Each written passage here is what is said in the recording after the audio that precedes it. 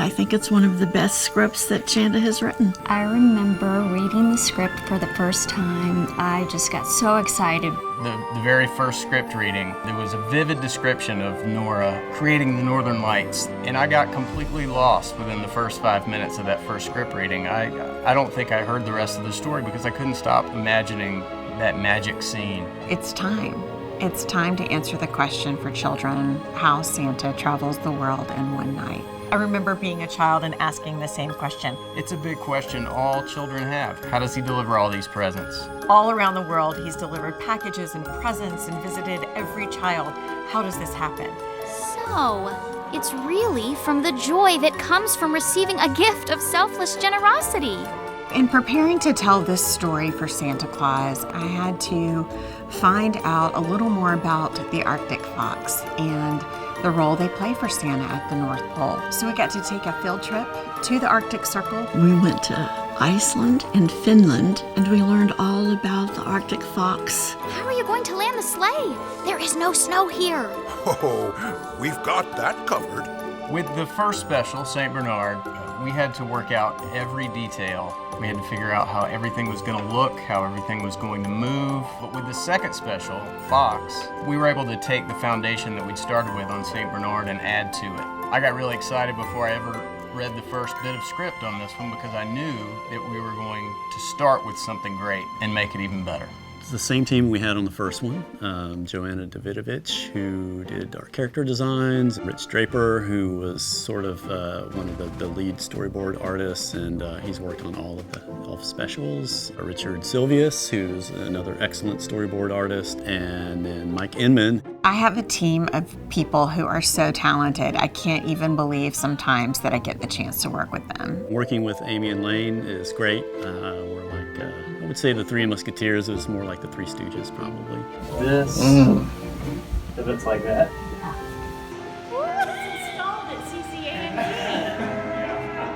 We just make work fun. And instead of it being stressful, we come up with really great, creative, beautiful solutions as a team. To the song of Christmas! I think the most magical part of this story is the way that the Northern Lights and time function to help Santa's journey. One of the most exciting things to me about this story is seeing the Northern Lights. Nora's a great character. She's a little mysterious. This beautiful, elegant animal with these amazing eyes. You see this mystical, beautiful place where he calls to Nora. There's so much mystery and magic in that space, and I think that people being able to see it for the first time is exciting. The introductory shots of Nora in this piece are by far my favorite shots in the whole animation. Nora, Merry Christmas. It's time. The clock tower was probably the most challenging new part of the North Pole.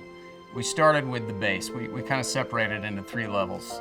The bottom level has an old world feel. It's where Santa goes to spend his last moments before he makes his big journey on Christmas Eve. The middle part is the clock itself, and it's very classic, a little bit reminiscent of Big Ben. And then the top part is the area where time is stopped, so it's got a slightly more modern flair to it. We needed to show some way that time would stop, so we put an hourglass in it that could turn sideways and stop. It also had to stage several elves, the clock tower elves that are working, and then also the choir, the angelic choir at the very top that, needed to sort of be the pinnacle of the whole thing.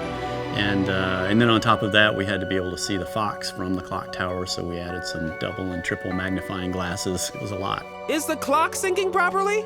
Yes, the time is exact. She will begin any moment. Let the countdown begin! Santa had to be flying back and forth to these different locations over the globe.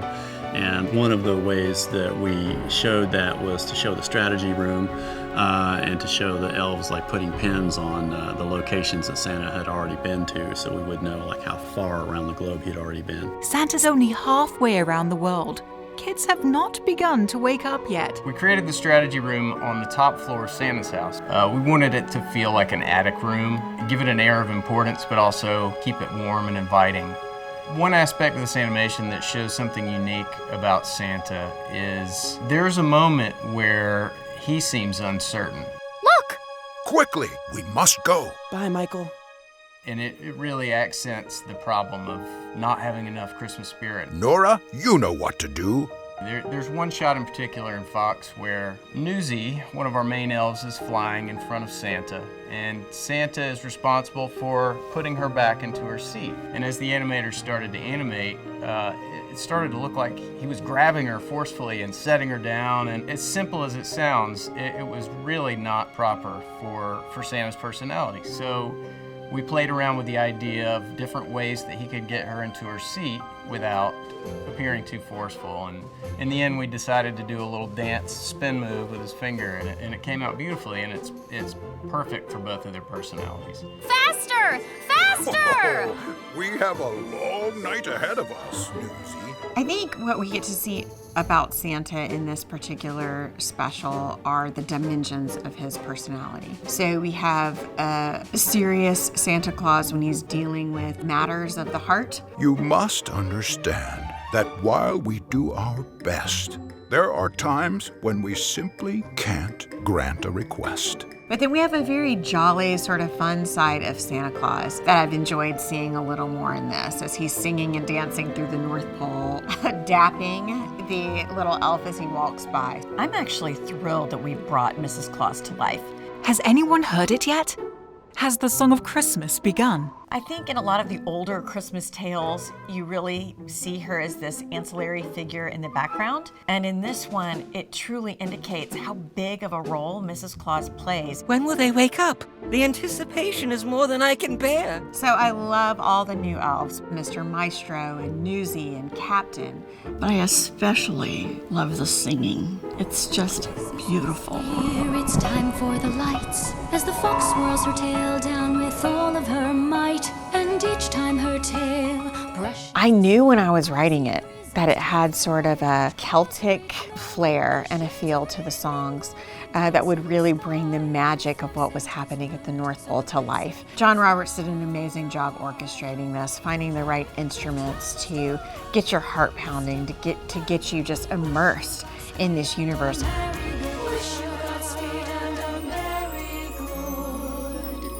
So working with Steve McConnell and John Roberts, bless their hearts. When we first see the Fox Cubs roll into the North Pole and Santa explains what their job will be, we probably literally had Steve write 100 different versions, and then he was at the piano and he just played one little riff, and Amy and I were like, that's it, play more. With a little Christmas magic made of Christmas snow, kids can shake this little snow globe, it will let us know.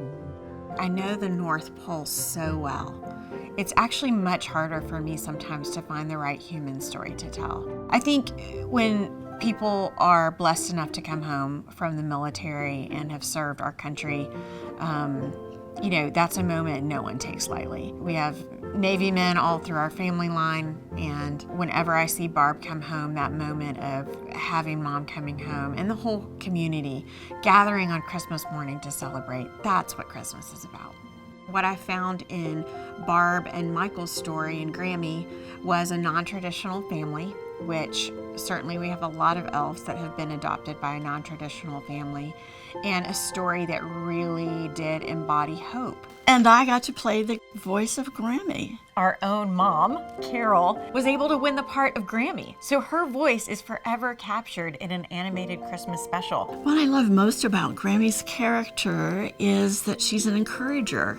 And I think and hope that that's what I am. Grammy is everybody's grandma rolled up into one. Hi, Grammy.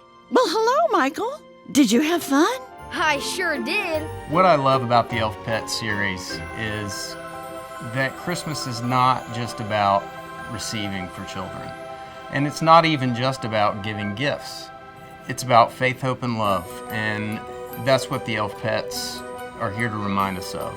Children can contribute even if they're not able to buy a gift, if they're not able to do anything else but show love, then the Elf Pets remind them that that is their purpose for Christmas. The Fox Cubs, though, in my mind, represent the idea of hope the idea that you're never alone. I love their little snow globes that you can shake to let Santa know that all is right with you. I think that this is a special that can really bring that hope and that joy and that feeling of Christmas morning every single day.